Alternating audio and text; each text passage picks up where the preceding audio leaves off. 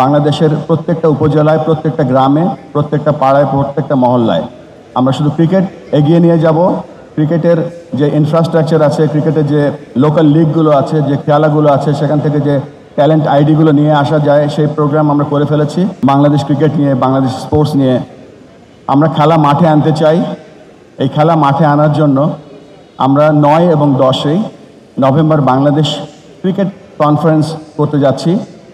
বাংলাদেশের যে 64টা জেলা আছে, 64টা জেলার সকলকে সম্পৃক্ত করছি এবং এই অনুষ্ঠানে আপনাদেরকে সকলকে আগাম আমন্ত্রণ জানাচ্ছি এবং আমাদের জন্য দোয়া করবেন যেন আমরা এই সম্মেলনটা সফল করতে পারি।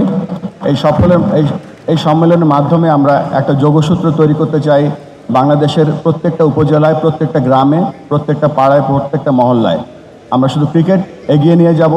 ক্রিকেটের যে ইনফ্রাস্ট্রাকচার আছে, ক্রিকেটের যে লোকাল লিগগুলো আছে, যে খেলাগুলো আছে, সেখান থেকে যে ট্যালেন্ট আইডিগুলো নিয়ে আসা যায়, সেই প্রোগ্রাম আমরা করে ফেলেছি। ওদের স্বপ্ন পূরণে পাশে থাকতে পেরে আমরা গর্বিত। আমাদের জন্য দোয়া করবেন। আর আজকে আবারও বলছি যে আমাদের অফিসটা হয়তো আপনারা ব্যবহার করছেন, যেটা আমাদের আগের অফিস ছিল ক্রিকেট বোর্ডের, যেখানে আমাদের ক্রিকেটের জন্ম হয়েছিল।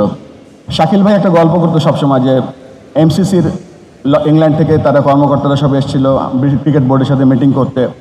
শাকিল ভাই ছিল সেখানে, তৎকালীন সাধারণ সম্পাদক ছিলেন আশরাফুল ভাই, রইস ভাইরা। তো মিটিং শুরু হওয়ার কথা ছিল 9:30টার সময়। তো ইংল্যান্ডের ওরা এসেছিল 9টার সময়। এসে দেখে আমাদের এত জীর্ণ অবস্থা ছিল যে একটা রুমে পার্টিশন করে 2টা রুম করা ছিল এবং একটা রুম থেকে আরেকটা রুমের যে হার্ডবোর্ড ছিল সেটা ছিল এক ভাঙা। তো শাকিল ভাই সেখানে গিয়ে বলছে জয়নাল আর আনোয়ার ঘুমাচ্ছিল সেখানে, তাদের তাড়াতাড়ি করে ঘুম থেকে উঠিয়ে তারপর তারা মিটিংয়ের ব্যবস্থা করেছিল। সেই ক্রিকেট বোর্ড আজকে টেস্ট ক্রিকেট খেলছে। বাংলাদেশ আজকে শুধু টেস্ট ক্রিকেট খেলছে না, বাংলাদেশ ক্রিকেট এবং স্পোর্টসের মাধ্যমে বিশ্বে অনেক পরিচিত এই মুহূর্তে।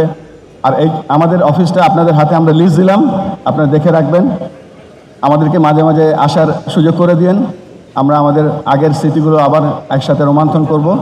আর আপনাদের সর্বাঙ্গীন মঙ্গল কামনা করে আমাদেরকে আবারও এখানে ডাকার জন্য আপনাদের সকলের ধন্যবাদ জানাচ্ছি।